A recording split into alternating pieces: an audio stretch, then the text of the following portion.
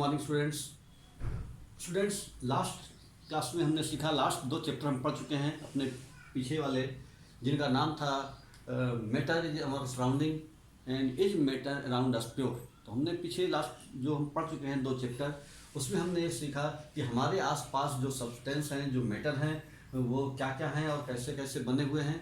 और हमारे जो आसपास मैटर हैं, सेकंड चैप्टर हमने पढ़ा क्या वो प्योर हैं। जैसे कि आपके प्योर सब्सटेंस, इम्प्योर सब्सटेंस के बारे में हमने सीखा। प्योर सब्सटेंस होते थे आपके जो एलिमेंट्स और compounds, these are pure substance, और मिक्सचर इम्प्योर सब्सटेंस में आते थे। तो लास्ट लेक्चर में हमने सीखा, लास्ट क्लासों में, लास्ट जो हमारे चैप्टर्स हैं उनमें हमने सीखा कि किस तरीके से एलिमेंट आपस में मिलकर के कंपाउंड फॉर्म करते हैं, और जो मैटर है उसके नेचर के बारे में सीखा। यानी जो मैटर को किस तरीके से हमने क्लासीफाई किया, मैटर को फिजिकल पॉइंट ऑफ से क्लासीफाई किया। तो मैटर क्लासीफाई किया सॉलिड में, लिक्विड में, गैस में, प्लाज्मा में, बीसी में। हालांकि 5 टाइप ऑफ मैटर्स होते हैं, लेकिन जनरली हम लोग 3 टाइप ही पढ़ते हैं, सॉलिड, लिक्विड और गैस। ये हमने क्लासिफिकेशन देखा था मैटर के बारे में जो पिछले चैप्टर्स थे उनमें। फिर उसके बाद में केमिकल पॉइंट ऑफ व्यू से जो क्लासिफिकेशन सीखा, वो मैटर को क्लासीफाई किया गया प्योर सब्सटेंस और इम्प्योर सब्सटेंस में। प्योर सब्सटेंस में आपके आते थे एलिमेंट और कंपाउंड, और इम्प्योर सब्सटेंस में आते थे आपके मिक्सचर। ठीक, मिक्सचर भी 2 प्रकार के होते थे, होमोजेनियस मिक्सचर और हेट्रोजेनियस मिक्सचर। उसी तरह से जो एलिमेंट भी आपके 2 भागों में डिवाइडेड थे, मेटल और नॉन मेटल। तो इस तरीके से हमने ये सारा चीज़ें हमने लास्ट के चैप्टर में सीखी। अब हम इस चैप्टर में पढ़ने वाले हैं कि ये जो आपस में एलिमेंट मिल करके कंपाउंड फार्म करते हैं, तो क्या वो कोई एक सर्टेन रूल होता है उसकी वजह से कंपाउंड फार्म करते हैं, या फिर कैसे कंपाउंड फार्म करते हैं। ठीक है, इस बात के लिए, इस बात का डिस्कशन हमको इस चैप्टर में करना है। ठीक है, कि आखिर क्या रूल है, कैसे मतलब ये आपस में एलिमेंट कंबाइन होकर के कंपाउंड फार्म करते हैं। तो ये सारी बातें हमको इस चैप्टर में डिस्कस करनी है। बच्चों, सबसे पहले हम एक पूरी हिस्ट्री के बारे में जानेंगे, पुरानी हिस्ट्री के बारे में जानेंगे। जो एंशिएंट आपके इंडियन फिलासफर और जो ग्रीक फिलासफर होते थे, वो ये बिलीव करते थे कि जो सब्सटेंस है, कोई भी सब्सटेंस, वो 5 चीज़ों से मिलकर के बना है। यानी it is compose for 5 elements. बहुत सारे, तो ancient Indian and Greek philosopher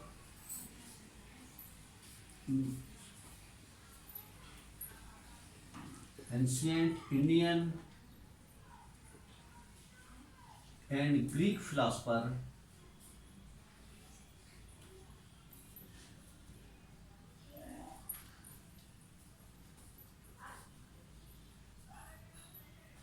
believed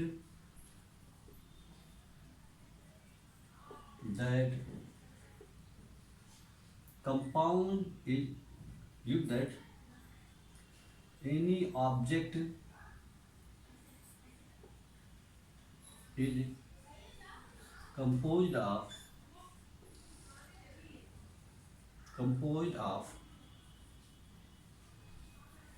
5 basic elements। 5 basic elements, 5 जो बेसिक एलिमेंट्स थे उनके बारे में ये जानकारी बताई थी। तो 5 बेसिक एलिमेंट्स हैं जो एंशिएंट, जो पुराने ज़माने की बात हो रही है, अभी की बात नहीं है। अब बहुत सारी चीज़ें बदल गई हैं। आप देखेंगे जो पहले जो बातें थी, जो यहाँ पर लिख रहे हैं हम बोर्ड पर, धीमे धीमे देखेंगे वो सारी बातें बदलती जाएंगी और वो सारी बातों में चेंज आता जाएगा। जो पुराने बात लिख रहे हैं और जो नई बात बताएंगे, उन दोनों में कॉन्ट्रडिक्शन आएगा, दोनों में चेंज आएगा। क्योंकि तभी तो नई की ज़रूरत पड़ी, पुरानी जब फेल हो गई उसीलिए नई थ्योरी की ज़रूरत पड़ी, और जो नई थ्योरी को ही हम सही मानेंगे।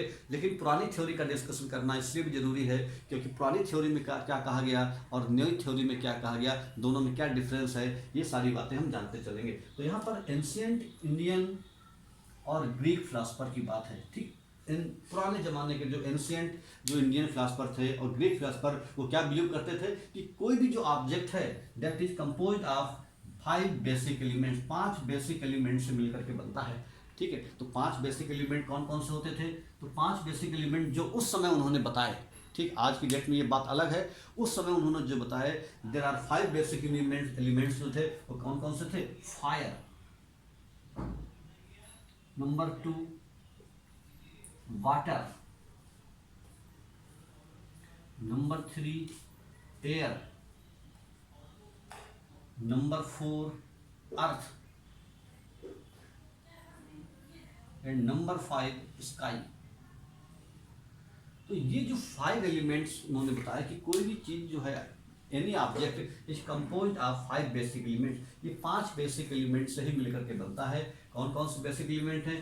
फायर है, वाटर है, एयर है, अर्थ है और स्काई है। इन 5 चीज़ों से मिलकर के इनको पंच तत्व कहा जाता था। दीज आर 5 बेसिक एलिमेंट, यानी ये जो 5 एलिमेंट से ही मिलकर के सारे कंपाउंड फॉर्म हुए हैं, सारी चीज़ें फॉर्म हुई हैं ये 5 चीज़ों से ही मिलकर के। उनके नाम हैं fire, water, air, earth and sky.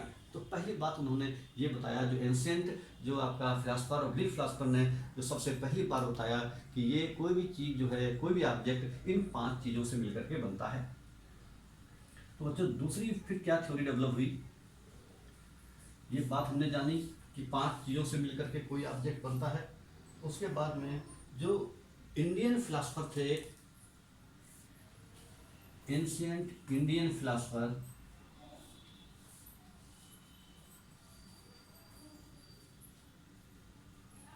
उनका नाम था कणाद। ये करीबन 600 BC बिफोर क्राइस्ट की बात है, बहुत पहले की बात है। तो कणाद नाम के जो फिलासफर थे उन्होंने बताया कि कोई भी चीज, यानी any object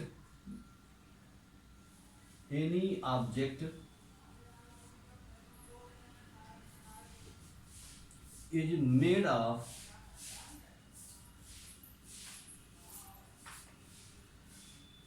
very tiny particles, any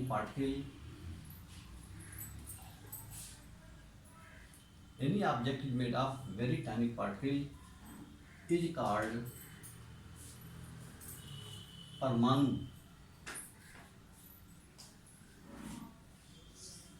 उसको परमाणु कहा गया। आज हम उसको एटम के नाम से जानते हैं, उसी परमाणु को। तो उन्होंने उस समय उसका नाम परमाणु दिया। परमाणु नाम के साइंटिस्ट ने उनको परमाणु, कोई भी चीज़ जो छोटे छोटे पार्टिकल से मिलकर बनी है उसका उन्होंने बोला परमाणु। ठीक है। उसके बाद फिर जो ग्रीक फिलासफर थे, ध्यान रखिए ये बात इंडियन फिलासफर ने बताई। उसके बाद जो ग्रीक फिलासफर है,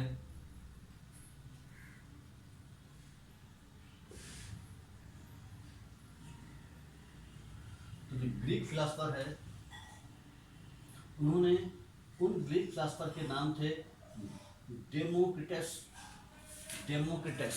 उनके नाम थे बच्चों Democritus, DEMOCRITUS।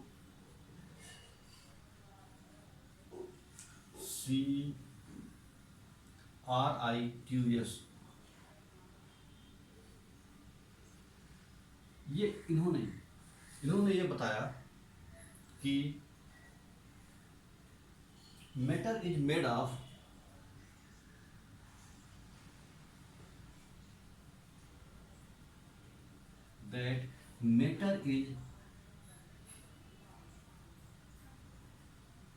made up of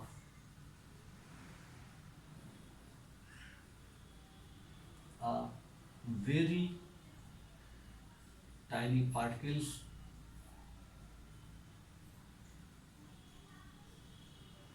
is called atom. उन्होंने इसका मतलब एटम बताया। तो जो इंडियन फिलासफर ने जो थ्योरी दिया था वही लगभग आपका ग्रीक फिलासफर ने जो थ्योरी दिया वो दिया अबाउट 400 BC के आसपास। तो इन्होंने ये, यानी सबसे पहले इंडियन फिलासफर ने बताया था कि कोई भी चीज़ जो है छोटे छोटे पार्टिकल से मिलकर बनी है उनको हम परमाणु कहते हैं। उन्होंने परमाणु नाम दिया उनको। लेकिन जो ग्रीक फिलासफर थे उन्होंने बोला कि कोई भी चीज़ जो है छोटे छोटे पार्टिकल से मिलकर बनी है उसको उन्होंने एक अल्टीमेट पार्टिकल यानी उसको एटम का नाम दिया, एटम। ठीक है। एटम जो शब्द है वो एटॉमियों से मिलकर के बना है। तो इन्होंने ये जो है 2 थ्योरी दिया, इनको ध्यान से देखिए। एक इंडियन फिलासफर थे और दूसरे ग्रीक फिलासफर थे।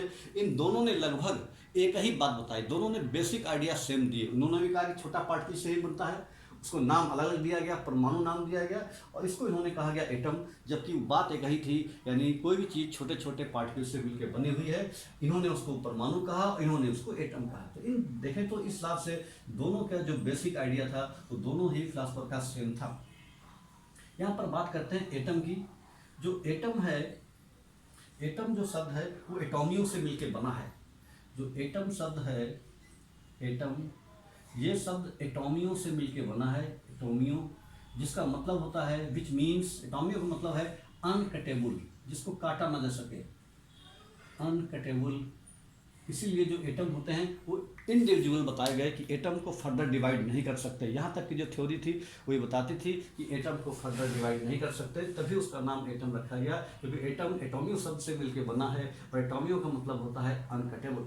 ठीक है, तो इस तरीके से बच्चों जो हमारे इंडियन फिलासफर और जो ग्रीक फिलासफर थे, उन दोनों ने लगभग थोड़े टाइम के आसपास एक ही बात बताई, और ये बात बताई कि कोई भी चीज़, संसार में कोई भी चीज़ है जिसको कि हम मैटर कहते हैं, चाहे वो सॉलिड हो, चाहे वो लिक्विड हो, चाहे वो गैस हो, वो सारी चीज़ें छोटे छोटे पार्टिकल से मिलकर बनती हैं। उन पार्टिकल को एटम या परमाणु कहते हैं। परमाणु जो है हमारे इंडियन फिलासफर ने बताया, और एटम के बारे में जो ग्रीक फिलासफर थे उन्होंने बताया। तो इस तरीके से दोनों का जो बेसिक आइडिया था वो लगभग एक ही था। उसके बाद में ये जो थ्योरी थी, इनका कोई एक्सपेरिमेंटल टेस्टेड नहीं थी, एक्सपेरिमेंटली टेस्टेड नहीं थी। ठीक है, और ये काफ़ी समय तक ऐसे ही जानी जाती रही। लेकिन उसके बाद में 18th सेंचुरी के एंड में आपके लेवोजिए नाम के साइंटिस्ट ने at the end of 18th century, at the end of 18th century,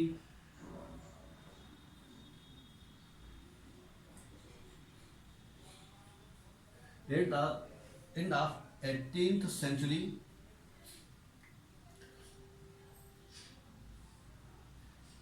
Antonio Lavoisier नाम था साइंटिस्ट का, एंटोनी लेवोजिए, LAVOISIER,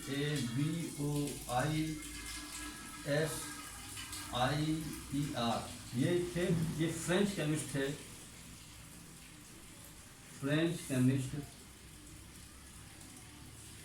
जो Antony लिवोजिए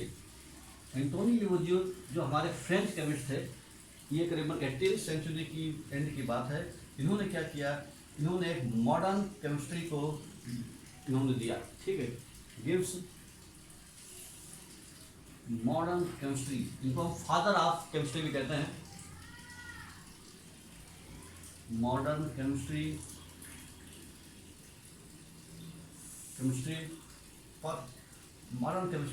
by formulating two important laws of chemical combination. By modern chemistry by formulating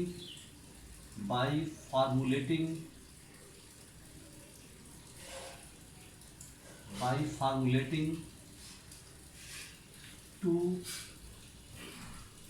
important laws of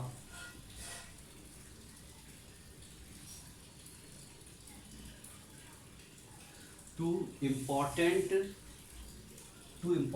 laws of chemical combination,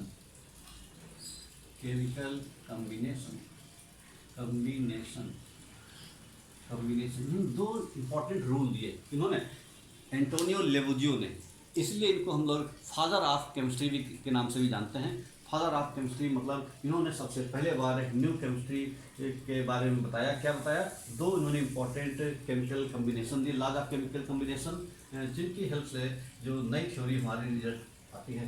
वो क्या theory है, तो ये दो रूल क्या क्या है, ये जो दो रूल हैं, ये दो रूल ये बताते हैं कि किस तरीके से एलिमेंट आपस में मिल करके कंपाउंड फॉर्म करते हैं। तो ये दो बेसिक उन्होंने जो रूल बताए, दो बेसिक इंपॉर्टेंट लॉ बताए, इन्हीं को बोलते हैं हम लोग लॉ ऑफ केमिकल कम्बिनेशन। यही जो रूल है इनको लॉ ऑफ केमिकल कम्बिनेशन के नाम से जानते हैं। Clear, these rule are known as, these laws are known as laws of chemical combination. Laws of chemical combination, इन रूल को लॉज ऑफ केमिकल कम्बिनेशन के नाम से जानते हैं। ठीक है, तो लॉज ऑफ केमिकल कम्बिनेशन का मतलब ये रूल के थ्रू ही आपका एलिमेंट आपस में कंपाउंड बनाते हैं, किस तरीके से ये गवर्न करते हैं, किस तरीके से ये एलिमेंट मिलकर कंपाउंड बनाते हैं, ये बात लॉ ऑफ केमिकल कम्बिनेशन में बताई गई। तो लॉ ऑफ केमिकल कम्बिनेशन क्या होते हैं ये हम लोग सीखने वाले हैं। तो जो पहला रूल है, पहला इनका जो लॉ है वो क्या था, लॉ ऑफ कंजर्वेशन ऑफ मास। पहला जो रूल इन्होंने बताया वो बताया law of conservation of mass of matter. तो पहला जो रूल था वो क्या था, पहला रूल है law of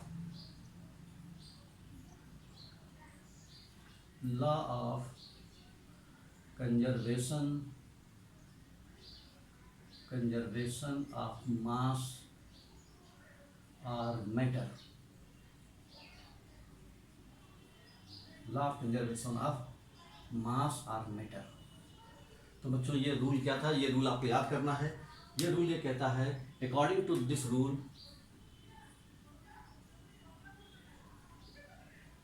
according to this matter is neither created, matter is neither created nor destroyed, matter is neither created according to this rule, laws of chemical conservation of mass or matter। एक ही बात है, according to this, इस rule के according क्या कहा गया है, matter is neither created, जो मैटर इज नाइदर क्रिएटेड, ना तो उसको बना सकते हैं, नॉट डिस्ट्रॉयड, ना तो मैटर को बना सकते हैं और ना ही डिस्ट्रॉय कर सकते हैं। Matter is neither created not destroyed but its one form can be converted into another form, correct, matter neither created nor destroyed but its one form can be converted into another form, यानी ना तो matter को हम destroy कर सकते हैं और ना ही क्रिएट कर सकते हैं, खाली हम क्या कर सकते हैं, एक फार्म को दूसरे फार्म में कन्वर्ट कर सकते हैं। बच्चों इस तरीके से हम ये जो रूल इन्होंने दिया लॉ ऑफ कंजर्वेशन ऑफ मास, इन्होंने जो रूल बहुत ही स्टडी करके आसपास की चीज़ों को, और उन्होंने ये रूल दिया कि मैटर इज नाइदर क्रिएटेड, कोई भी चीज़ है संसार में ना तो हम उसको डिस्ट्रॉय कर सकते हैं और ना ही क्रिएट कर सकते हैं, बस खाली हम उसको एक फार्म से दूसरे फार्म में कन्वर्ट कर सकते हैं। जैसे एग्जाम्पल के लिए लकड़ी हम खुद नहीं बनाते, लकड़ी जो है वो आपका पेड़ से मिलती है, पेड़ नेचुरल चीज़ है, हम उसको बनाते नहीं है, ठीक है, अपने आप वो पैदा होता है। तो हम ना तो पेड़ को बना सकते हैं, लकड़ी को बना सकते हैं, वुड को, और ना ही उसको डिस्ट्रॉय कर सकते हैं। अगर हम आपसे कहें कि किसी लकड़ी को डिस्ट्रॉय करो तो क्या करोगे आप, उसको जला दोगे, ठीक, तो ही उसकी राख बच जाती है, वो डिस्ट्रॉय नहीं होता, खाली उसकी एक फार्म दूसरे फार्म में कन्वर्ट हो जाती है। जो लकड़ी हमने जलाई उससे हमको क्या मिला, हीट और लाइट मिली और वो राख में बदल गया। अब हम कहें राख को डिस्ट्रॉय करो, तो आप राख को कैसे डिस्ट्रॉय करोगे, राख तो डिस्ट्रॉय होएगी नहीं। अब रॉक को डिस्ट्रॉय करने पर जो उसका ऐश बचा हुआ है, उस ऐश को हम कैसे डिस्ट्रॉय कर सकते हैं, उस ऐश को या तो हम मिट्टी के नीचे गाड़ देंगे, तब भी वो मिट्टी के नीचे दबी बनी रहेगी, या उसको हम पानी के अंदर फेंक देंगे, समुद्र में या किसी नहर में, तब भी वो उसके अंदर प्रेजेंट रहेगी, वो डिस्ट्रॉय नहीं होती। तो इस तरह से हम संसार की कोई भी चीज़ को, कोई भी मैटर है, ना तो क्रिएट कर सकते हैं ना डिस्ट्रॉय कर सकते हैं, बस खाली एक फार्म को दूसरे फार्म में कन्वर्ट कर सकते हैं। जैसे कि जो पेड़ से काटी हुई लकड़ी है, उस लकड़ी को हम डिफरेंट फार्म में चेंज कर सकते हैं। उस लकड़ी की हेल्प से हम चेयर बनाते हैं, उस लकड़ी की हेल्प से हम टेबल बनाते हैं, उस लकड़ी की हेल्प से हम जो दरवाजे बनाते हैं, खिड़की बनाते हैं, ऐसी बहुत सारी जो चीज़ें हैं हम उस लकड़ी से बनाते हैं। तो इसका मतलब उसकी फार्म चेंज कर रहे हैं, ना तो उसको हम क्रिएट कर पा रहे हैं ना हम डिस्ट्रॉय कर पा रहे हैं। यही बात आपका लेवोजिए नाम के साइंटिस्ट ने बताया, जो एंटोनी लेवोजिए फ्रेंच केमिस्ट है। उन्होंने क्या बोला कि लॉ ऑफ कंजर्वेशन ऑफ मास, एक रूल दिया, एक लॉ दिया। वो रूल ये कहता है कि matter is neither created not destroyed, ना तो हम किसी मैटर को क्रिएट कर सकते हैं ना ही किसी मैटर को डिस्ट्रॉय कर सकते हैं, बस खाली उसकी एक फार्म को दूसरे फार्म में कन्वर्ट कर सकते हैं। तो यही ये रूल है, ये आपको ध्यान में रखना है कि क्या कहा गया इस रूल में। इसकी जो बात लिखी हुई है इसको एक एक लाइन बिल्कुल ठीक से याद करना है। मैटर इज नाइदर क्रिएटेड ना डिस्ट्रॉयड, ना तो क्रिएट कर सकते हैं ना डिस्ट्रॉय कर सकते हैं, but it's one form can be converted into another form, लेकिन इसकी एक फार्म को दूसरे फार्म में कन्वर्ट कर सकते हैं। तो ये इन्होंने बात बताई कि कोई भी आपका जो रिएक्शन रहता है या कोई भी आपका जो मैटर है उसको ना क्रिएट कर सकते हैं और ना हम डिस्ट्रॉय कर सकते हैं, ठीक है। In case of chemical reaction, अगर मान लो कोई केमिकल रिएक्शन दिया हो, in case of chemical reaction, अगर कोई केमिकल रिएक्शन है, in case of chemical reaction, अगर कोई केमिकल रिएक्शन दिया हुआ है, कोई रिएक्शन दिया हुआ है, तो उसमें mass of reactant equals to mass of product. जैसे एग्जाम्पल के लिए कैल्शियम कार्बोनेट है, इसको हम गर्म करेंगे तो हमें ये कंपाउंड मिलेगा। तो कह रहे हैं कि जो ये वाला सब्सटेंस है, एरो के पहले वाले को बोलते हैं रिएक्टेंट, एरो के बाद वाले को बोलते हैं प्रोडक्ट, एरो के पहले वाले को बोलते हैं रिएक्टेंट। तो जो रिएक्टेंट है, रिएक्टेंट और ये जो प्रोडक्ट है, दोनों का मास बराबर होगा, ठीक है। यानी रिएक्टेंट और प्रोडक्ट दोनों का मास बराबर होगा। यानी हमने क्या देखा कि जितना ना तो इसको मास को डिस्ट्रॉय कर पा रहे हैं, ना इसके मास को क्रिएट कर पा रहे हैं, जितना पहले था उतना बाद में भी मतलब रहा, ठीक है। एंटोनी लेवोजे ने एक एक्सपेरिमेंट किया। वो क्या एक्सपेरिमेंट किया था, उन्होंने क्या किया कि एक बर्तन लिया उन्होंने, आयरन रिटॉर्ट इसको कहते हैं हम लोग, एक बर्तन लिया, इस बर्तन में उन्होंने गर्म किया इस बर्तन को, इसके अंदर उन्होंने आयरन लिया, आयरन, ठीक है। उन्होंने क्या किया कि एक बर्तन लिया और उसमें उन्होंने एक आपका बल्कि टिन लिया, आयरन की जगह टिन ले लें, टिन लिया या आयरन ले लें, दोनों ले सकते हैं, ठीक है। इस बर्तन को उन्होंने गर्म किया, गर्म किया, बहुत देर तक गर्म किया, और क्या किया, गर्म करने के जो पहले उसका जो वेट लिया और गर्म करने के जो बाद उसका वेट मेजर किया। तो क्या देखा कि जितना गर्म करने के पहले वेट था उतना गर्म करने के बाद भी वेट हुआ, ठीक है। जबकि यहाँ पर जो कंपाउंड है, पहले ये कंपाउंड जो था टिन था, अब बन गया टिन ऑक्साइड, SNO बन गया, टिन ऑक्साइड बन गया, कंपाउंड दूसरा बन गया, लेकिन उसके वेट में कोई फर्क नहीं था, ठीक। ऐसे ही इन्होंने कैल्शियम कार्बोनेट लिया, कैल्शियम कार्बोनेट का हमने गर्म करने के पहले उसका हमने वेट मेजर किया और गर्म करने के बाद उसका जो वेट मेजर किया, तो देखा कि कोई फर्क नहीं पड़ा। इस बात से ये पता चलता है कि उसका जो मास है मैटर का, उसको ना तो हम क्रिएट कर सकते हैं ना डिस्ट्रॉय कर सकते हैं, बस खाली एक फार्म को दूसरे फार्म में कन्वर्ट कर सकते हैं। जैसे कि यहाँ पर आपका कैल्शियम कार्बोनेट में को चेंज किया तो यहाँ पर ये बन गया, और यहाँ पर जो है जब गर्म किया था हमने तो टिन के साथ ऑक्सीजन भी थी अंदर प्रेजेंट, तो ये टिन और ऑक्सीजन मिलकर के इन्होंने टिन ऑक्साइड बना लिया। तो इस तरह से हम देखते हैं कि जो मास हमारा पहले भी जितना था before the reaction, mass after the reaction, दोनों बार मास सेम आया। इसी रूल को हम लोग बोलते हैं law of conservation of mass. तो law of conservation of mass का मतलब ये है कि कोई भी सब्सटेंस है उसका केमिकल रिएक्शन होने से पहले और केमिकल रिएक्शन होने के बाद दोनों का मास सेम रहता है, ठीक है। तो इस तरीके से हम देखते हैं कि कोई भी चीज़ है उसका मास अगर हम देखें तो मास दोनों का बराबर रहता है, रिएक्टेंट का और प्रोडक्ट का दोनों। रिएक्टेंट का मतलब रिएक्शन से जो पहले वाली चीज़ है उसको बोलते हैं रिएक्शन, और प्रोडक्ट का मतलब जो उसके बाद वाली चीज़ है उसको बोलते हैं प्रोडक्ट। दोनों का मास बराबर होता है, ऐसा ये रूल बता रहा है। इस रूल में यही बताया गया है कि matter is neither created not destroyed but it's one form can be converted into another form. अब एग्जाम्पल हम इसको अगर एक्सपेरिमेंट करना चाहें तो बहुत सारे एक्सपेरिमेंट करने में दिक्कत भी आती है। जैसे एग्जाम्पल के लिए हम एक कोई बुक ले लें या कोई कॉपी ले लें और उसका वज़न हम तौलें तो उसका वज़न कुछ निकलेगा। उसको हम जला दें तो जलाने के बाद वो राख बन जाएगी, तो राख जो बनेगी तो उसका वज़न भी इतना ही होना चाहिए। लेकिन जब हम तौलते हैं तो देखते हैं कि राख का वज़न कम होता है जबकि पहले वज़न ज़्यादा था। तो आखिर वो वज़न गया कहाँ?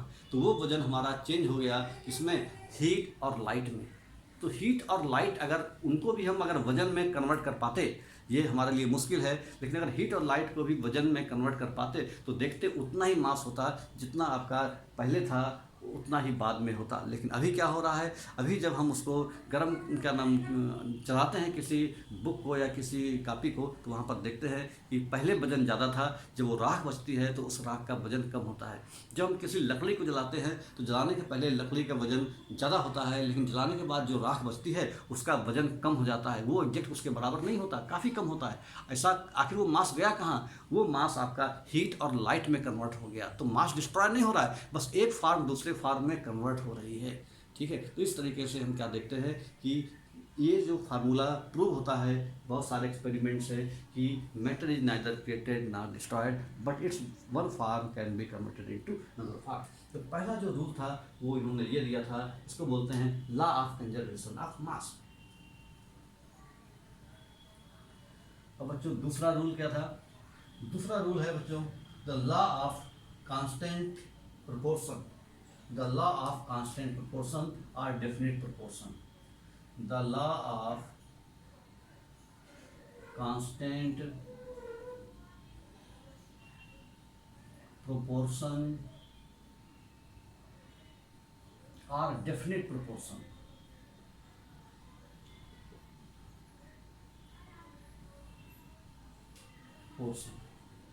ये क्या रूल था?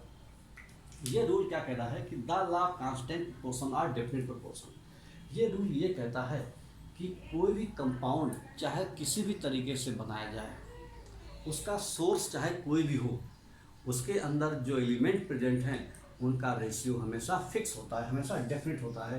इसीलिए इसको बोलते हैं हम लोग लॉ ऑफ कांस्टेंट प्रोपोर्शन। ठीक है, तो इसका मतलब क्या है कि इस फार्मूले के through all pure specimens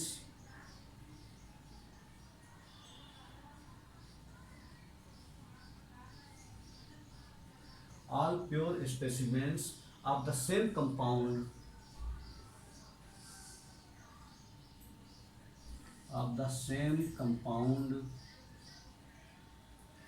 all the pure specimen of the same compound always contains the same element, always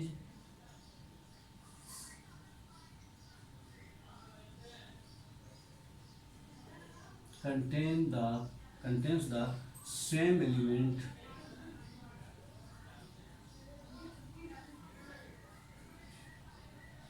always contains the same elements combined together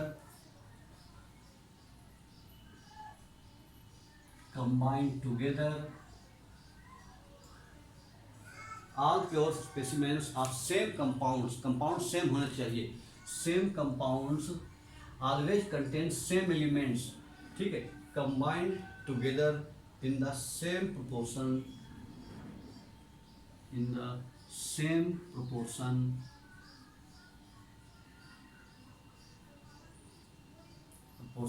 by mass।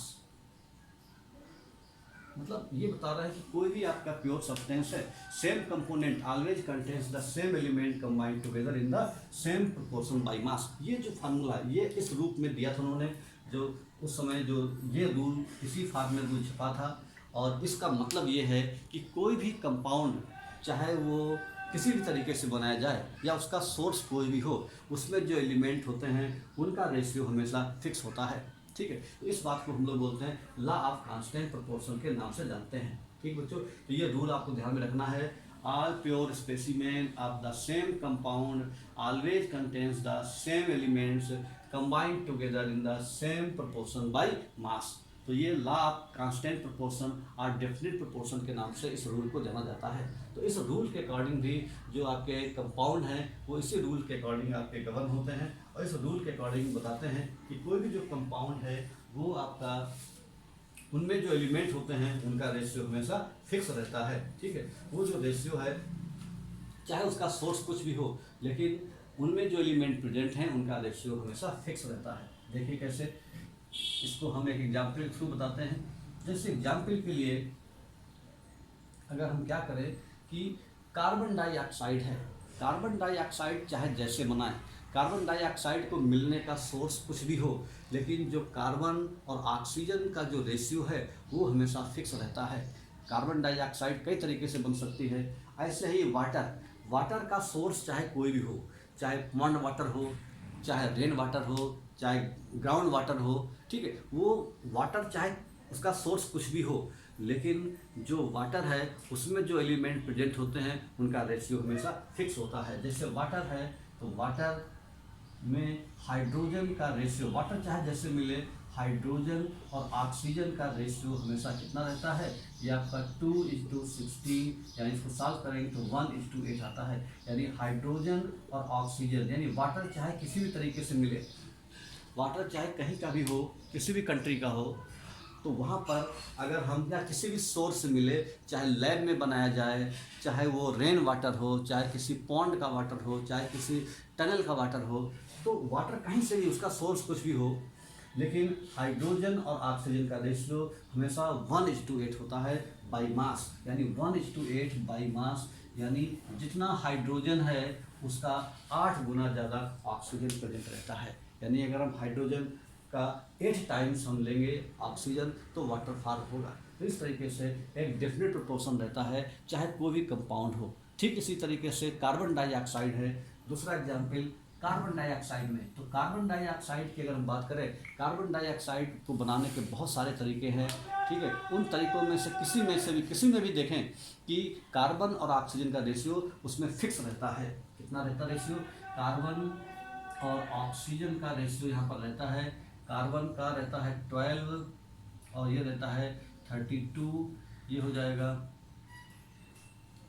3:8, यानी कार्बन और ऑक्सीजन का रेशियो हमेशा ये रहता है। ऐसे ही हर कंपाउंड में जितने भी कंपाउंड प्रेजेंट हैं, उन सब कंपाउंड की खास बात यही होती है कि वो जिन एलिमेंट से बनता है उन एलिमेंट का रेशियो सेम रहता है सेम कंपाउंड में। यानी वाटर में हाइड्रोजन और ऑक्सीजन का रेशियो सेम है, उसी तरह से कार्बन डाइऑक्साइड में कार्बन और ऑक्सीजन का रेशियो सेम है। इस तरीके से और भी जितने कंपाउंड हैं सभी में ये बात फिक्स रहती है कि उसमें जो एलिमेंट जिनसे मिलकर के वो कंपाउंड फॉर्म करता है वो सेम रेशियो रहता है उनका। उनको मिलने का सोर्स चाहे कोई भी हो, किसी भी तरीके से वो बनाया गया हो, इस बात से कोई फ़र्क नहीं पड़ता, लेकिन उनमें जो एलिमेंट प्रेजेंट हैं उनका रेशियो हमेशा सेम होता है। इस रूल को हम लोग कहते हैं लॉ ऑफ कांस्टेंट प्रोपोर्शन या लॉ ऑफ डेफिनेट प्रोपोर्शन। ठीक बच्चों, तो ये रूल आपके दोनों इंपॉर्टेंट हैं। इन रूल के थ्रू ही आपका कंपाउंड फॉर्म होता है। इसी रूल के अकॉर्डिंग आपके बहुत सारे डिफरेंट कंपाउंड बनते हैं। उसके बाद में बच्चों एक नई थ्योरी और आई, आपका वो था आपका डाल्टन एटॉमिक थ्योरी। डाल्टन नाम के साइंटिस्ट थे जो आपके ब्रिटिश स्कूल टीचर थे। उन्होंने एक थ्योरी लिया जिसको बोलते हैं हम लोग Dalton's atomic theory. Dalton's atomic theory, Dalton's atomic theory. इन्होंने भी मैटर का बहुत स्टडी किया और स्टडी करने के बाद इन्होंने जो थ्योरी दी वो थ्योरी आपका सबसे बढ़िया थ्योरी थी। और इनकी थ्योरी में वो बातें भी आई जो हमारे एंशिएंट फिलासफर ने बताई। उन्होंने उसी थ्योरी को और आगे बढ़ाया और क्या उन्होंने पॉस्टुलेट्स दिए, इनकी क्या क्या खास बातें थी, जिसको कि हम डाल्टन्स एटॉमिक थ्योरी के नाम से जानते हैं। इसको हम पॉस्टुलेट्स कहते हैं, postulates of Dalton's atomic theory, इसको हम कहते हैं पॉस्टुलेट्स।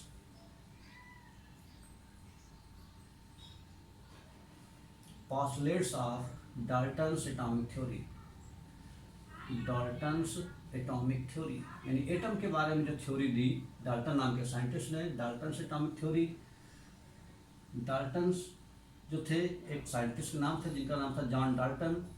ये जॉन डाल्टन आपके ब्रिटिश स्कूल टीचर थे, यानी स्कूल में पढ़ाते थे ये ब्रिटेन में, ब्रिटिश स्कूल टीचर। उन्होंने एक थ्योरी दिया और वो थ्योरी क्या थी उसी के बारे में हम डिस्कस कर रहे हैं। उन्होंने बहुत सारी बातें बताई मैटर के बारे में कि आखिर मैटर कैसे कैसे बनता है और उसमें क्या क्या खास बातें होती हैं। तो पहला पॉइंट उन्होंने दिया कि all matter is made of, जबकि ये बात पहले भी बता चुके थे हमारे इंडियन और ग्रीक फिलासफर। इन्होंने भी जो स्टडी किया इन्होंने भी वही बात बताई, मतलब इनको उनकी वो बात सही लगी और उसी पर उन्होंने आगे बढ़ाया। क्या बोला? All matter is made of, all matter is, all matter is made of,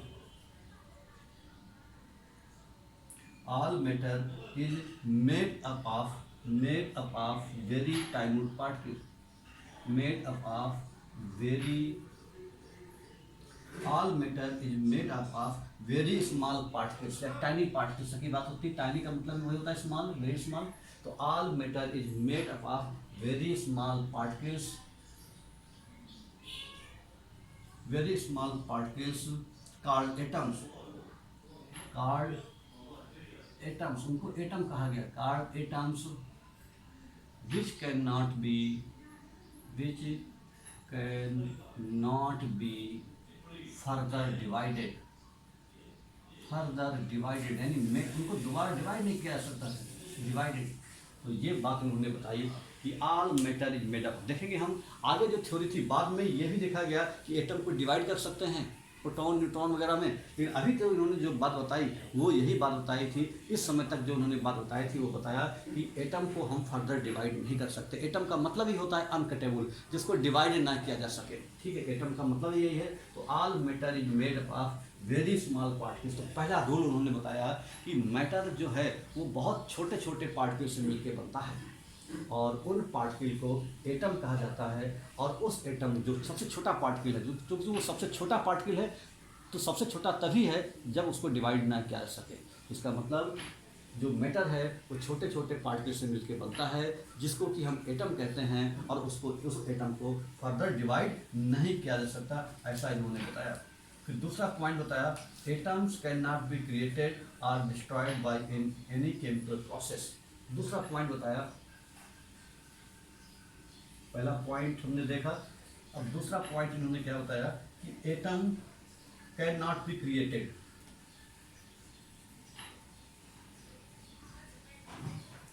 atoms can not be created or destroyed,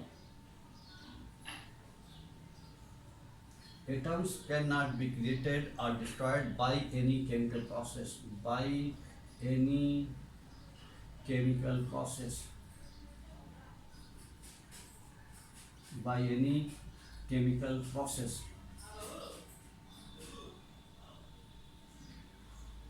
by any chemical process, atoms can not be created और डिस्ट्रॉयड। यही बात हमको एंटोनी लियोजे ने भी बताई थी। उन्होंने यही बताया था कि लॉ ऑफ कंजर्वेशन ऑफ मास, वहाँ पर भी यही बताया था कि जो मैटर है वो मैटर को डिस्ट्रॉय नहीं कर सकते। उन्होंने और उससे आगे चल के बताया कि जो मैटर है वो एटम से मिलके बनते हैं। तो इसका मतलब है जब एटम को डिस्ट्रॉय नहीं कर पाते होंगे तभी हम मैटर को डिस्ट्रॉय नहीं कर पाते होंगे। यानी उन्होंने थोड़ा सा एक कदम और आगे बढ़ गए और उन्होंने बोला atom can not be created और डिस्ट्रॉयड। ना तो एटम को क्रिएट कर सकते हैं और ना ही एटम को डिस्ट्रॉय कर सकते हैं हम किसी भी तरीके से, किसी भी केमिकल प्रोसेस के थ्रू। ये बात इन्होंने दूसरा पॉइंट एटम के बारे में बहुत ही इंपॉर्टेंट बताया। इन्होंने जो थ्योरी दिया वो थ्योरी एटम के लिए, एटम की जानकारी के लिए मील का पत्थर साबित हुई। यानी इतनी अच्छी थ्योरी इससे पहले कभी किसी ने नहीं दी। इन्होंने बहुत बढ़िया बातें बताई। हालांकि आज वो बातें बहुत सारी गलत भी हो गई हैं, लेकिन उस समय तक उन्होंने जो थ्योरी दिया वो सबसे सक्सेसफुल रही। तो दूसरा पॉइंट देखा हमने। अब बच्चों इसका तीसरा पॉइंट, जो तीसरा पॉस्टुलेट्स क्या है, इसका जो तीसरा रूल है वो बोला all the atoms of a given element। तीसरा point, all the atoms of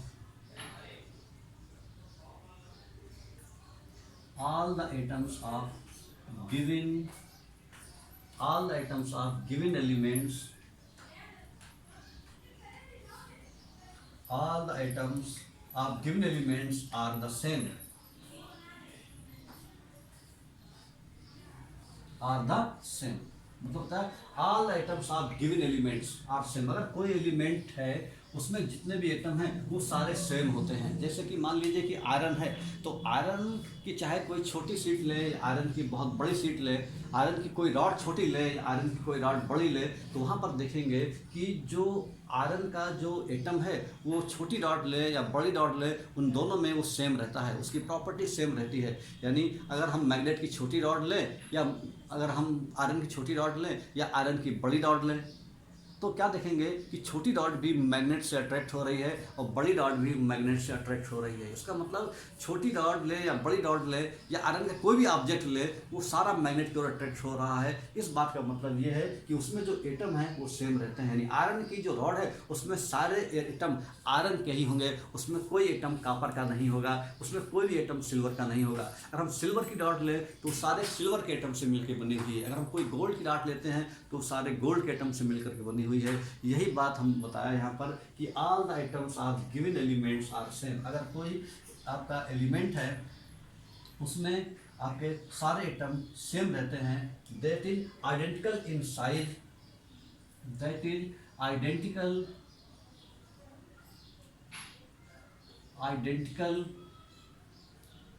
in size, size में सेम है, मास में सेम है और केमिकल प्रॉपर्टीज में भी सेम है। केमिकल प्रॉपर्टीज मतलब क्या बोला कि अगर एक ही एलिमेंट है उसके जो एटम हैं वो आइडेंटिकल नेचर के होते हैं। आइडेंटिकल नेचर का मतलब उसका उन जो एटम होते हैं उन सबका साइज भी सेम रहता है। ऐसा नहीं कि आयरन की रॉड ले लें, उस आयरन की रॉड में कुछ आयरन के एटम छोटे हों, कुछ आयरन के एटम बड़े हों, कुछ और बड़े हों, ऐसा नहीं। आयरन की रॉड अगर ले रहे हैं तो उसमें आयरन के एटम से मिलकर बना हुआ है और आयरन के जितने भी एटम हैं उन सबका साइज सेम होगा। दूसरी बात, उनका मास, ऐसा भी नहीं किसी का मास कम हो किसी का मास ज़्यादा हो, उनका मास भी सेम होगा। इस पॉइंट पे इन्होंने एक बात बताया। और केमिकल प्रॉपर्टीज, और उसकी केमिकल प्रॉपर्टीज भी सेम होगी। अगर हम आयरन के डिफरेंट एटम लें तो उन सब की केमिकल प्रॉपर्टीज सेम होगी। अगर उन सब का हम ऑक्सीजन से रिएक्शन कराएं तो एक ही प्रकार का कंपाउंड बनेगा, उनका सल्फर के साथ रिएक्शन कराएं तो उनका एक ही कंपाउंड बनेगा, वाटर के साथ रिएक्शन कराएंगे तो भी कंपाउंड एक ही बनेगा। तो इस तरह से हम क्या देखते हैं, all the items are given elements are same, that is identical in size, mass and chemical properties. यानी आइडेंटिकल मास में भी होता है, आइडेंटिकल साइज में भी होता है और केमिकल प्रॉपर्टी भी उनकी आइडेंटिकल मतलब सेम, यानी केमिकल प्रॉपर्टी भी उनकी सेम होती हैं। तो जो तीसरा पॉइंट था वो बहुत ही इंपॉर्टेंट पॉइंट था, ये इन्होंने पॉइंट दिया। उसके बाद में फोर्थ ऑस्लेट्स क्या दिया, फोर्थ पॉइंट उन्होंने जो थ्योरी के बारे में बताया, क्या बोला, एटम्स ऑफ डिफरेंट एलिमेंट्स। अगर अलग अलग हम एलिमेंट लें, atoms of different element,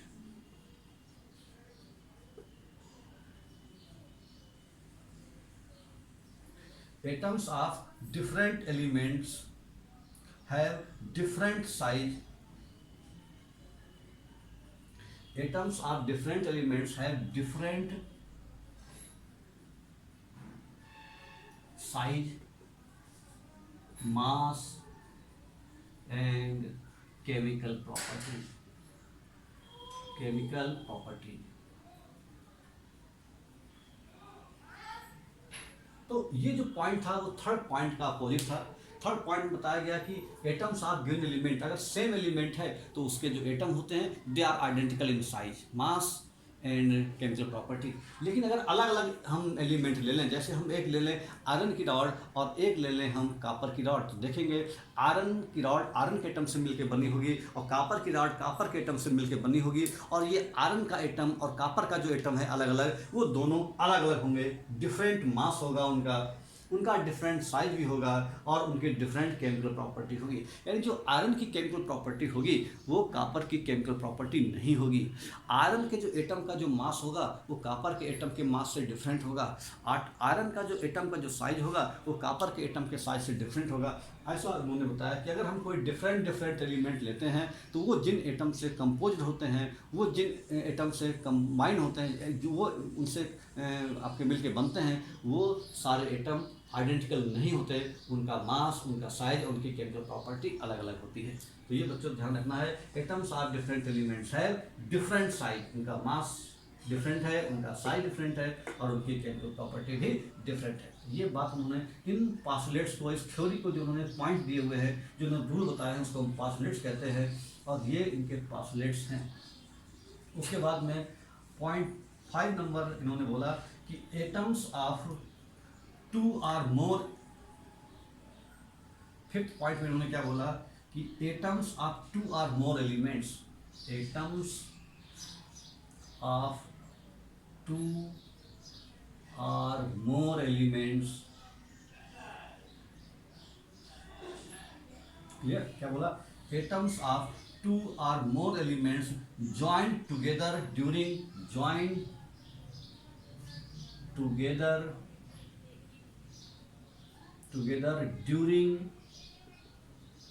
फिर सुनिए ध्यान से, atoms of two or more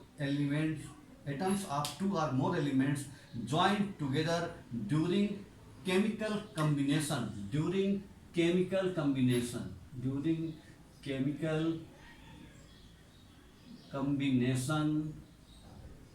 to form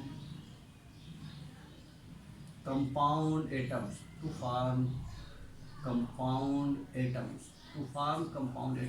ये ध्यान में रखना बात। क्या बोला?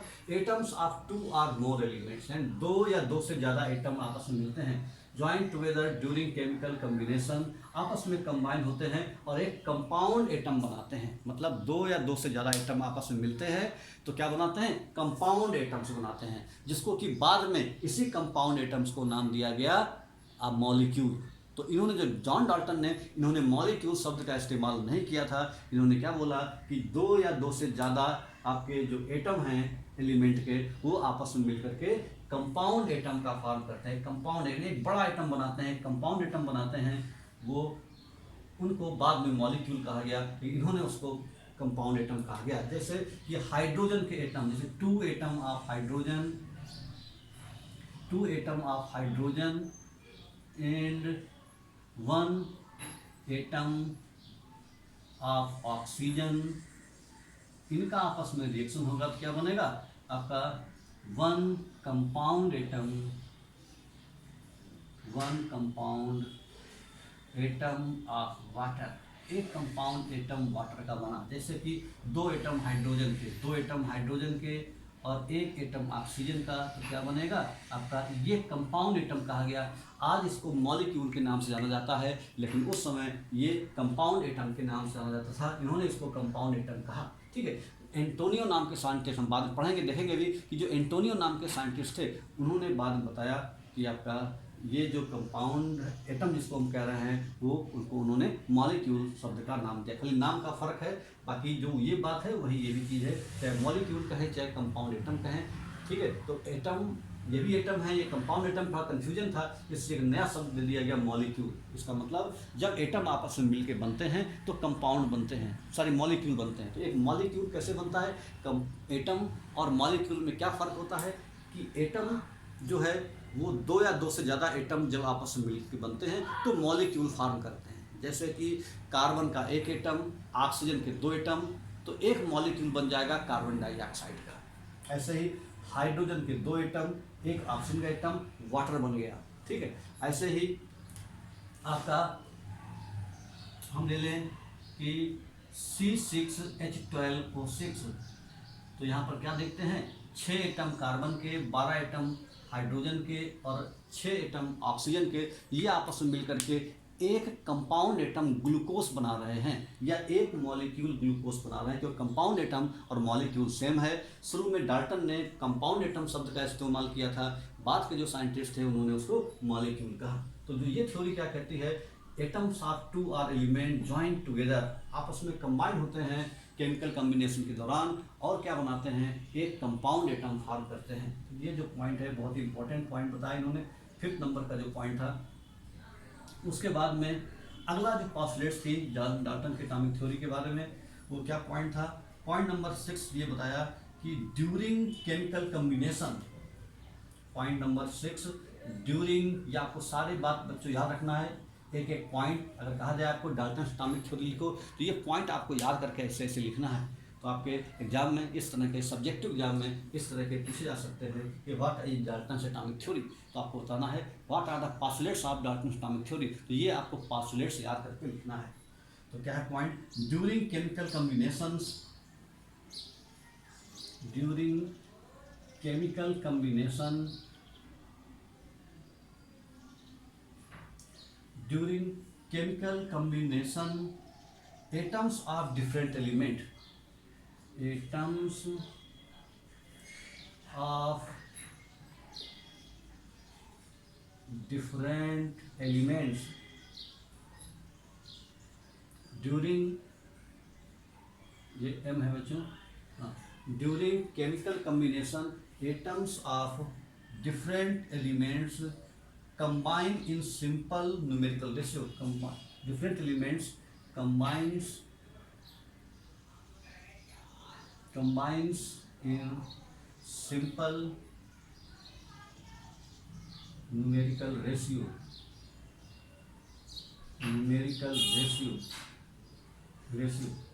That is,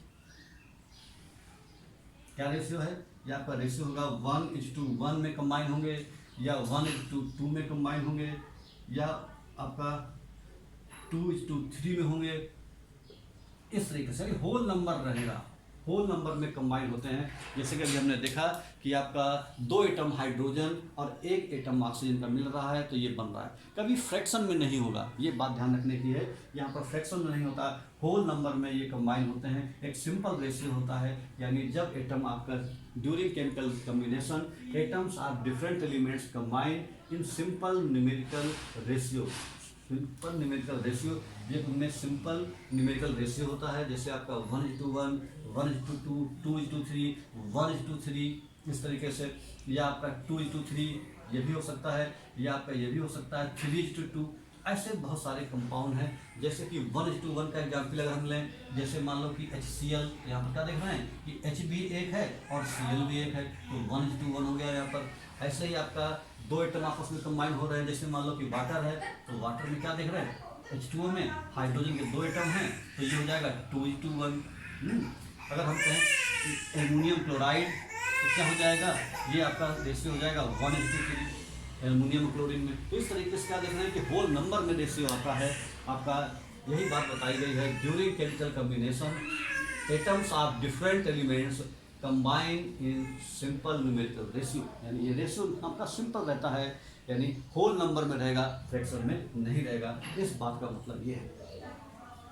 इसके बाद में बच्चों अगला जो लास्ट इनका जो पॉस्टुलेट्स है वो भी जान लेते हैं कि लास्ट पॉस्टुलेट्स क्या कहा गया है।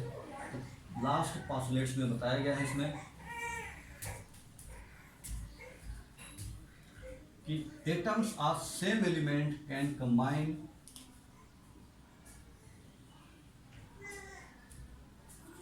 atoms of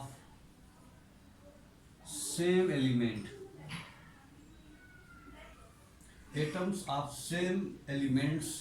can combine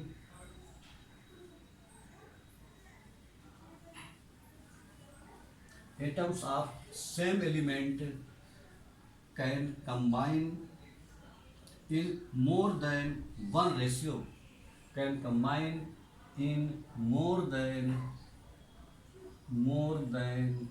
one ratio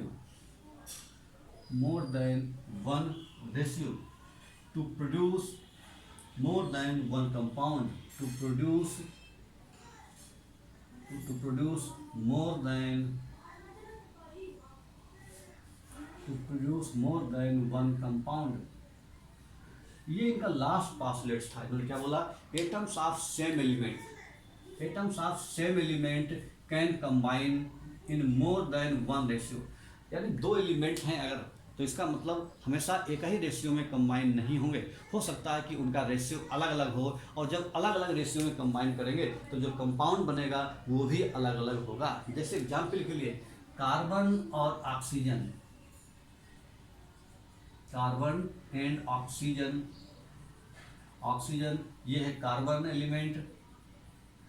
तो कार्बन नाम का एक एलिमेंट है और ऑक्सीजन नाम का एलिमेंट है, ये आपका कंबाइन होते हैं। तो जरूरी नहीं कि एक ही रेशियो में कंबाइन हो, अलग अलग रेशियो में भी कंबाइन होते हैं। जैसे एग्जाम्पल के लिए जब ये 1:1 रेशियो में कंबाइन होते हैं तो बनाते हैं carbon monoxide. Carbon monoxide gas है, लेकिन जब ये 1:2 में कंबाउंड होते हैं तो यही एलिमेंट बनाते हैं कार्बन डाइऑक्साइड। यही बात इन्होंने कहा है कि जो सेम एलिमेंट यानी कार्बन ऑक्सीजन हमने पहले भी लिए थे कार्बन मोनोऑक्साइड में, और कार्बन ऑक्सीजन यहाँ पर भी लिए हैं। यहाँ पर क्या करें, मोर देन वन रेशियो, यहाँ पर रेशियो 1:1 है, यहाँ पर रेशियो 1:2 है। किसके बीच में, कार्बन और ऑक्सीजन का रेशियो यहाँ पर 1:1 है, और कार्बन डाइऑक्साइड में ये रेशियो आपका कार्बन और ऑक्सीजन का रेशियो 1:2 है, तो सेम एलिमेंट का रेशियो अलग अलग भी हो सकता है। और जब ऐसा होगा तो अलग अलग कंपाउंड बनेंगे। लिखा है to produce more than one compound, यानी एक बार बन रहा है कार्बन मोनोऑक्साइड और एक बार बन रहा है कार्बन डाइऑक्साइड। तो बच्चों ये जो पॉस्टुलेट्स उन्होंने बताया कि atoms of same element can combine in more than one ratio two produce more than one compound. तो इस तरीके से जो कंपाउंड फॉर्म करते हैं, तो हमने देखा कि ये जो एलिमेंट आपस में कैसे रिएक्शन करते हैं, कैसे कंपाउंड बनते हैं, तो इन्हीं पॉस्टुलेट्स के अकॉर्डिंग वो आपस में मिल करके कंपाउंड बनाते हैं। क्या बताया इन्होंने कि जो एक से ज़्यादा अगर एलिमेंट सेम है तो उनका रेशियो एक से ज़्यादा भी हो सकता है, लेकिन उससे एक से ज़्यादा कंपाउंड फॉर्म होगा। ठीक है, जो एलिमेंट आपस में मिक्स होते हैं, कंबाइन होते हैं, उनमें जो एक सिंपल रेशियो होता है, सिंपल न्यूमेरिकल रेशियो होता है, ये हमने लास्ट के पॉइंट्स में सीखा था। तो इस तरह से जो ये रूल्स हैं, इन्हीं रूल्स के अकॉर्डिंग क्या रहता है बच्चों कि ये आपस में एलिमेंट आपस में कंबाइन होते हैं और कंबाइन होकर के आपका कंपाउंड फॉर्म करते हैं। ठीक है, अब उसके बाद बच्चे पढ़ेंगे कि merits of Dalton's atomic theory. जो हमने डाल्टन्स एटॉमिक थ्योरी पढ़ी उसकी क्या अच्छाइयाँ हैं।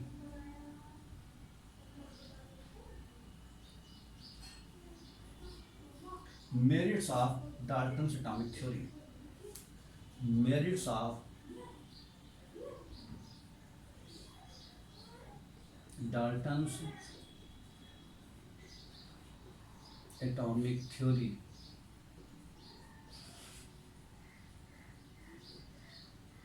तो क्या क्या है इसका, तो पहला पॉइंट है ये merits of Dalton's atomic theory में जो पहली मेरिट ये बताई गई है,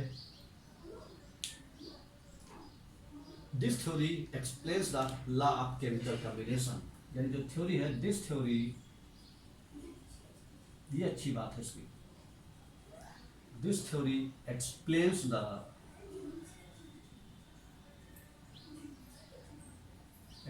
the law of chemical combination, chemical combination,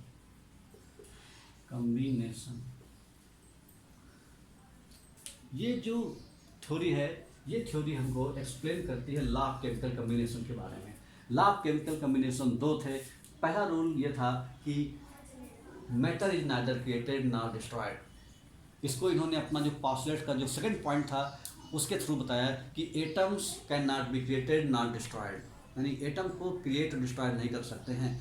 यही बात आपका लॉ ऑफ कंजर्वेशन ऑफ मास में बताई गई थी। उसी चीज़ इन्होंने एक्सप्लेन किया कि भाई मैटर जो है एटम से मिलकर बनता है, अगर हम एटम को डिस्ट्रॉय नहीं कर पाएंगे तो चूंकि एटम से ही मिलकर के मैटर बनता है तो मैटर को भी डिस्ट्रॉय नहीं कर पाएंगे। एक इन्होंने जो रूल था उसको इन्होंने एक्सप्लेन किया इस थ्योरी के थ्रू। दूसरा रूल ये था कि कोई भी कंपाउंड चाहे वो किसी भी तरीके से बनाया जाए, जो उसमें एलिमेंट जो रहते हैं उनका रेशियो फिक्स रहता है। यही बात इन्होंने बताई कि जब कोई कंपाउंड है आपस में मिल के बनता है तो उसमें एक सिंपल रेशियो होता है, एक सिंपल न्यूमेरिकल रेशियो होता है। ठीक है, और यही बात इन्होंने जो दूसरा रूल था लॉ ऑफ डेफिनिट प्रोपोर्शन, उसी को उन्होंने एक्सप्लेन किया। तो ये जो इन्होंने जो पॉस्टुलेट्स दिए वो पॉस्टुलेट्स क्या करते थे, उस पॉस्टुलेट्स की अच्छी बात ये थी कि वो पॉस्टुलेट्स जो दो लॉ ऑफ केमिकल कॉम्बिनेशन दिए थे उनको एक्सप्लेन करती थी इनके पॉस्टुलेट्स या इनकी थ्योरी। तो पहली खास बात ये थी। दूसरी खास बात क्या थी,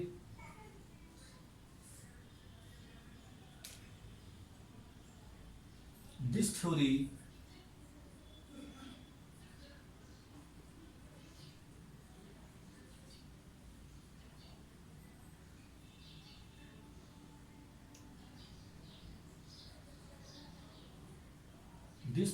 differentiate the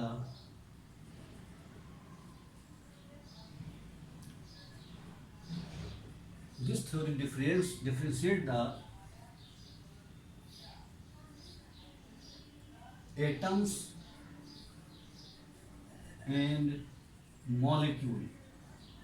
मॉलिक्यूल का मतलब कंपाउंड एटम्स, इसको कह सकते हैं कंपाउंड एटम्स। इन्होंने कंपाउंड एटम्स कहा था। तो इन्होंने क्या किया, इस थ्योरी के अकॉर्डिंग जो एटम्स और कंपाउंड एटम्स में क्या फ़र्क होता है ये बताया। इन्होंने बोला कि एटम्स जो होते हैं वो सिंपल होते हैं और जो कंपाउंड एटम्स हैं वो इन्हीं एटम्स से मिल करके बनते हैं। जैसे हाइड्रोजन और ऑक्सीजन सिंपली एटम्स हैं और जब ये आपस में मिलेंगे तो कंपाउंड एटम बनाएंगे, उसी कंपाउंड एटम को मॉलिक्यूल का नाम दिया गया।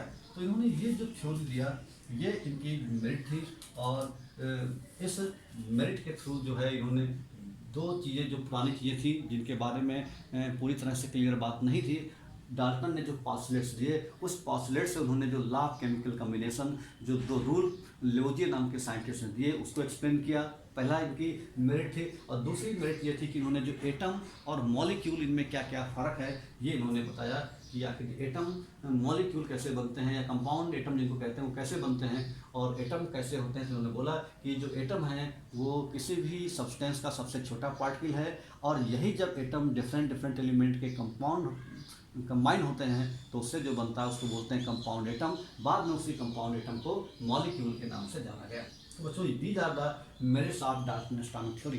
अगर डाल्टन एटॉमिक थ्योरी की मेरिट लिखने को आता है तो हम ये लिखते हैं कि these are the merits of Dalton atomic theory. उसके बाद बच्चों एटम क्या है? एटम तो हमने देखा कि सबसे छोटा पार्टिकल है। इसको अगर डिफाइन करना हो दो लाइन में तो कैसे बताएंगे? तो अगर पूछा जाए व्हाट इज एटम तो आपको पूरा थ्योरी लिखनी है।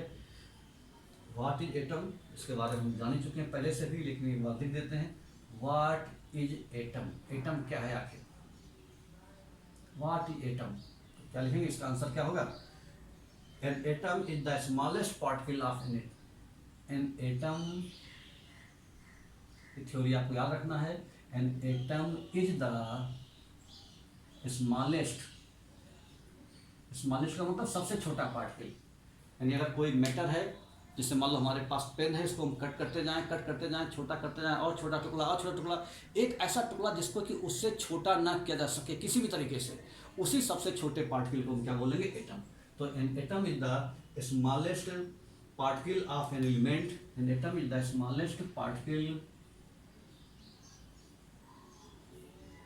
ऑफ एन एलिमेंट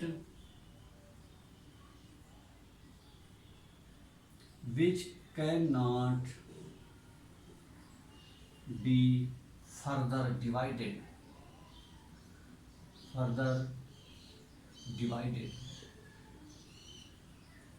तो ये एटम का मतलब ये कहा जाए what is the atom. Atom का मतलब ये है कि हम एटम को जो है हम लोग फर्दर डिवाइड नहीं कर सकते। An atom is the smallest particle of an element which can not be further divided and take part in a chemical reaction and can take part in a chemical reaction। और chemical reaction में part लेने वाला जो सबसे छोटा particle वो क्या है? Atom. And can take part in a chemical reaction. यानी केमिकल रिएक्शन में जब केमिकल रिएक्शन होता है उसमें सबसे छोटा पार्टिकल जो पार्टिसिपेट करता है उसका नाम है एटम। तो एटम अगर पूछा जाए तो एटम की ये डिफिनेशन लिखनी है। Atom is the smallest particle of an element which can not be further divided and can take part in a chemical reaction. तो ये बच्चों अगर कहा जाए कि एटम क्या है तो एटम के बारे में हम ये पॉइंट लिखेंगे। उसके बाद में what are the characteristics of atom. तो कैरेक्टरिस्टिक्स ऑफ एटम में हम क्या लिखेंगे? अगला पॉइंट है what is the characteristic of atom.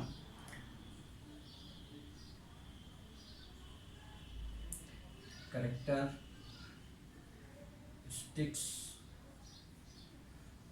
Of atom. Atom की क्या खास बातें होती हैं, क्या क्या प्रॉपर्टी होती हैं, क्या क्या उसकी जो कैरेक्टरिस्टिक्स होती हैं वो हम इस पॉइंट में जानेंगे। What are the characteristics of atom. Atom की डेफिनेशन जानने के बाद हम उसकी कैरेक्टरिस्टिक्स के बारे में जानेंगे। All atoms of a given element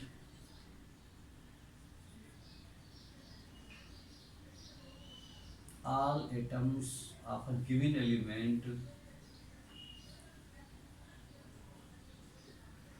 atoms of a given element are similar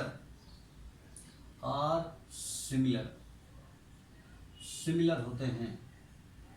all atoms of given element are similar but they differ from atoms but they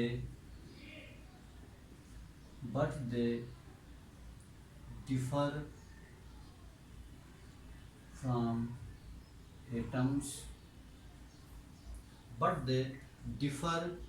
atoms of other element। मतलब क्या कहा गया है कि अगर एक ही element है, अगर कोई एक ही एलिमेंट है तो उसके जो एटम आपस में सिमिलर होंगे। किसमें सिमिलर होंगे? ये हमने पास्टुलेट्स में सीखा था। क्या बताया था कि अगर सेम एलिमेंट है, उसके जो एटम्स हैं they are identical in nature, it means they are identical in size, they are identical in mass, they are identical in chemical property. अगर सेम एलिमेंट है तो उसके एटम भी सेम होंगे, मास में भी सेम होंगे, उनका साइज भी सेम होगा, केमिकल प्रॉपर्टी भी सिमिलर होगी। लेकिन अगर डिफरेंट एलिमेंट हैं, जैसे एक हम कापर की रॉड ले लें, एक एल्युमिनियम की रॉड ले लें, तो उसके एटम क्या होंगे? डिफर होंगे, they differ from atoms of other element. अगर अलग अलग एलिमेंट हैं तो उनके एटम आपस में अलग अलग होंगे, यानी मास अलग होगा, उनका साइज अलग होगा, उनकी केमिकल प्रॉपर्टी भी अलग होगी। ठीक है। दूसरा कैरेक्टरिस्टिक इसकी क्या होती है खास? कहा गया है each atom of an element, each atom of an element,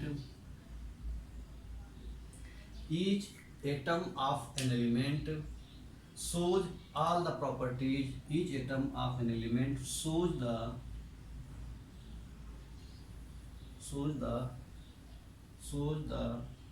property, shows all the properties, shows all the properties of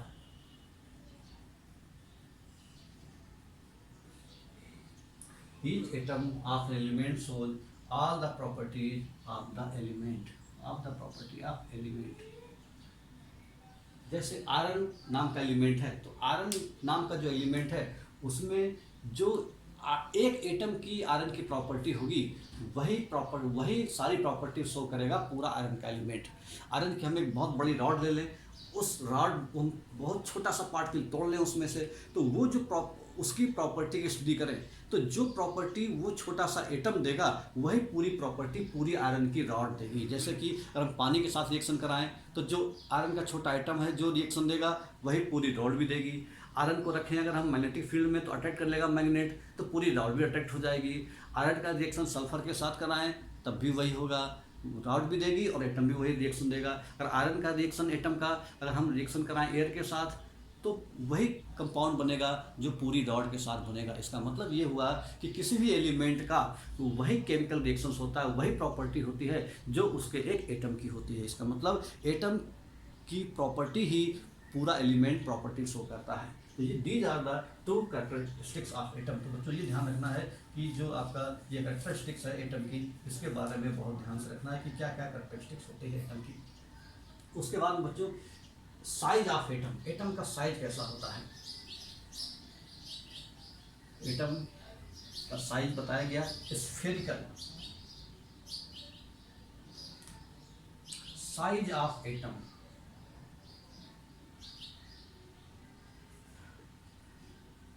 size of atom, तो एटम जो है स्फेरिकल होता है,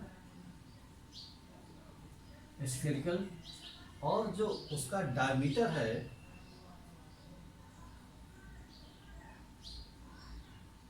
diameter of an atom, ये लगभग रहता है बच्चों 1 × 10⁻⁻10 metre.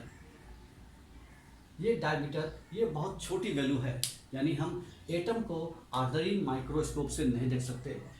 Atom can not seen by naked eyes or ordinary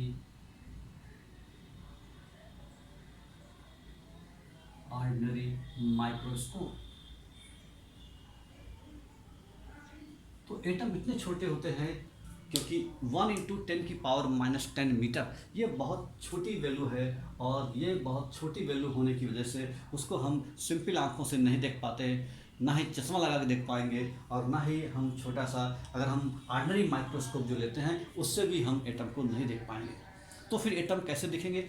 atom को देखने के लिए पावरफुल माइक्रोस्कोप की जरूरत पड़ती है, जिसको हम बोलते हैं इलेक्ट्रॉन माइक्रोस्कोप के नाम से जानते हैं। तो इलेक्ट्रॉन माइक्रोस्कोप की से हम जो एटम को देखा जा सकता है। जो इलेक्ट्रॉन माइक्रोस्कोप होता है वो जो भी आपका किसी भी पार्टिकल का साइज जितना रहता है उससे लाखों गुना साइज उसका बढ़ा देता है। ठीक है, तो माइक्रोस्कोप की एक खास बात होती है कि छोटी चीज़ को बड़ी करने काम में आता है, लेकिन जो ऑर्डिनरी माइक्रोस्कोप होते हैं वो इन पार्टिकल को इतना बड़ा नहीं कर पाते हैं जिससे कि हम उसको देख पाएँ, तो उसके लिए पावरफुल माइक्रोस्कोप की जरूरत पड़ती है, जिसको हम बोलते हैं इलेक्ट्रॉन माइक्रोस्कोप, यानी electron scanning electron microscope, SEM। ये इंस्ट्रूमेंट है जिससे एटम को देखा जा सकता है। इसको बोलते हैं बच्चों, इसका नाम है scanning electron microscope. Scanning electron microscope. इससे इनका साइज देखा जा सकता है, अदरवाइज और किसी माइक्रोस्कोप से इसका साइज नहीं देखा जा सकता। जो ऑर्डिनरी माइक्रोस्कोप्स हैं उनसे इनका साइज नहीं देखा जा सकता। खाली जो स्कैनिंग इलेक्ट्रॉन माइक्रोस्कोप है इसकी हेल्प से इनका साइज देखा जा सकता है। ये बहुत छोटे होते हैं, इसलिए इनका साइज आसानी से नहीं देखा जा सकता।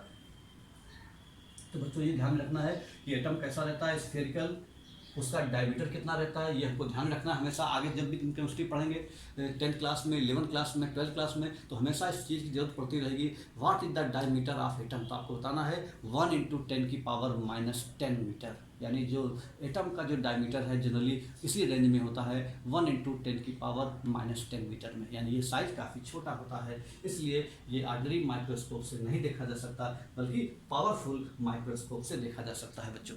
ठीक, इस चीज़ को आपको ध्यान में रखना है कि पावरफुल माइक्रोस्कोप से इस चीज़ को ही देख पाते हैं। ठीक बच्चों, आज क्लास में हम इतना रखते हैं। अगली क्लास में हम बच्चों सीखेंगे कि symbols of atom and elements, यानी जो एटम के सिंबल्स हैं और जो उनके जो सिंबल्स हैं कैसे कैसे उनके एटम के सिंबल्स को रिप्रेजेंट किया गया है, ये हम लास्ट क्लास में सीखेंगे।